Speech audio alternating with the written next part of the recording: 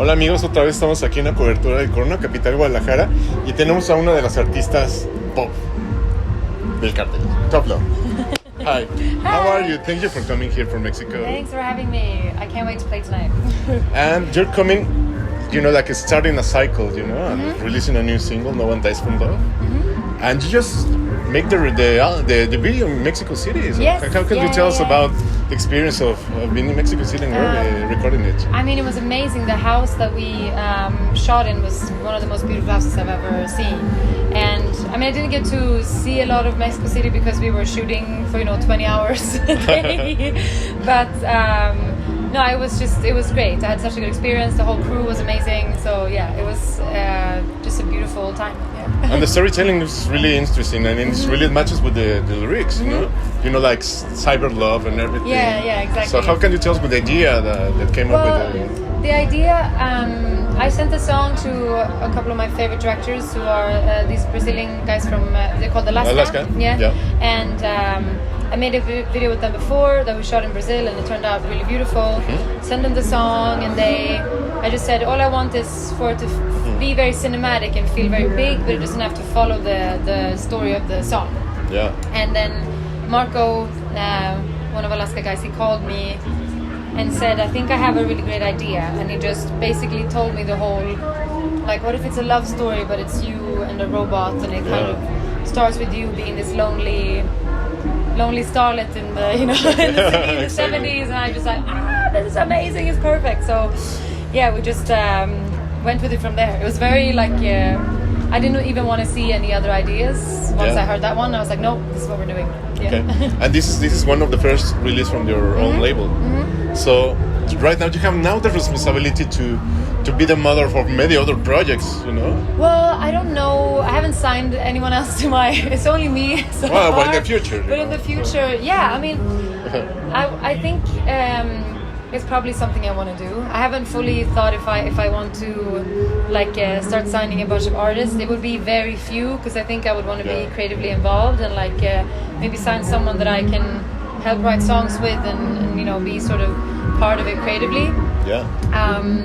But yeah, it's definitely there's definitely a seed planted. Maybe this is in my future. Yeah. And also, one of the interesting things about you is that with this label you can help a lot of people. You have already did that, songwriting a lot of of other artists. How did you feel when you see your song played?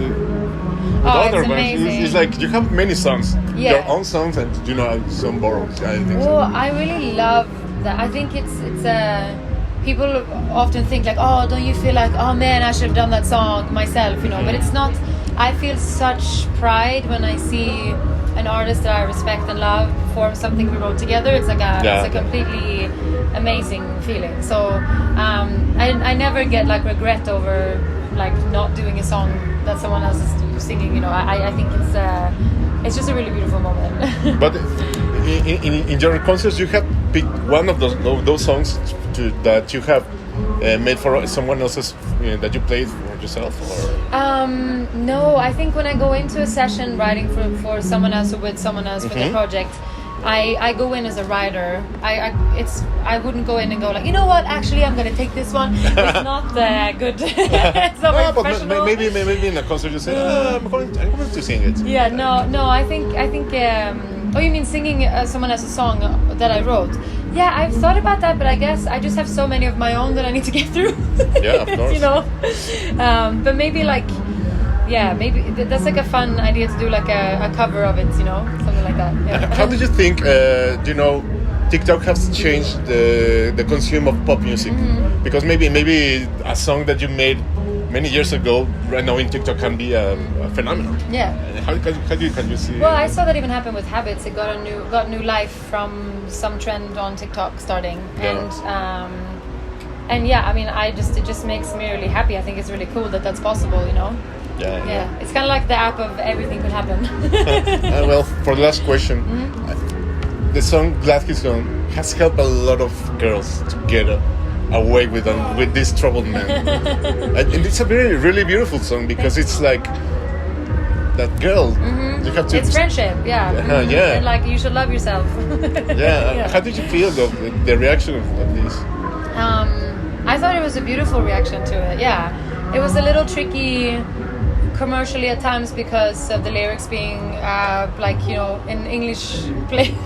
In a lot of countries you'd have to censor a lot of it, so but I think I just thought the reactions were really beautiful, and a lot of people just came up to me and were like, that song got me through this breakup, and I finally broke up with this asshole, and I'm like, yay. Exactly. Okay.